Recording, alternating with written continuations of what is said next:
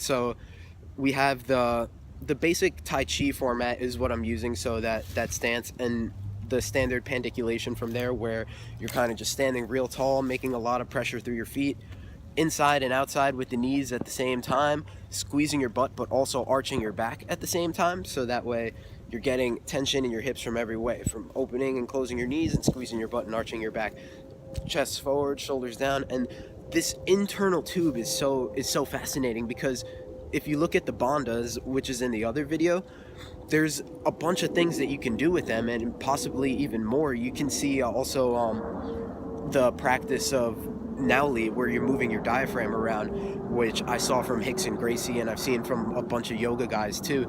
That has a lot of touted benefits. And something that I've been liking a lot recently too is breathe all your air out, and you do this bandha where you suck your stomach up. So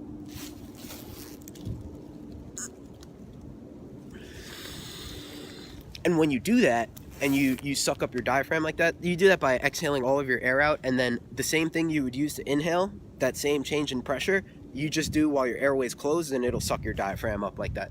So when you do that and you hold it after you exhale, that next inhale has the rebound of your diaphragm coming out, and it makes it really nice. So that way too, you can slow down your breathing or really gain control of your breathing if after every exhale you suck up your diaphragm like that. And over time you'll just get really good at it, and now your breathing will be much smoother.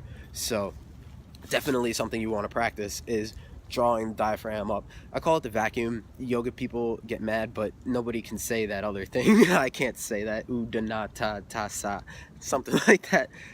But you know, I like the names in the other languages too. That's cool. Maybe I should learn it. So from that Tai Chi stance, you want to do the toroid exercise is what I like to do. So you're visualizing a toroidal field. Basically,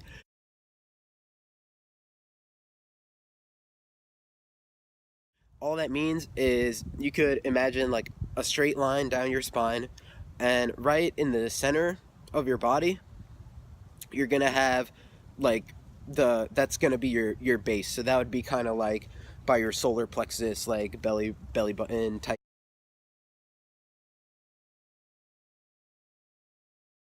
area, lower dantian if you like Tai Chi.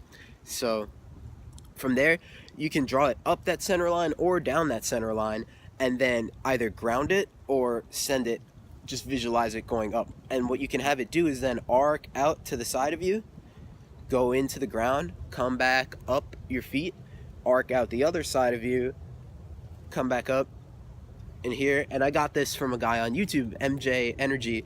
Man, when I found this on his channel, I was stoked, because that visualization really allowed me to diversify the movements in Tai Chi and come up with even spontaneous movements that just kind of follow that pattern. So it can be any way it can go out, you know, up out your head in front of you, down out of your feet, out the sides of you. It can go every way, and then it'll always come back to that center point. And then you get a nice flow going with your movement. You can do some other ones too. You'll see that in a video. But once you get a nice flow going and a good breathing pattern, you can take a big breath in and go to a pandiculation. So during this whole time that you're doing the flowy movement, you gotta get my feet.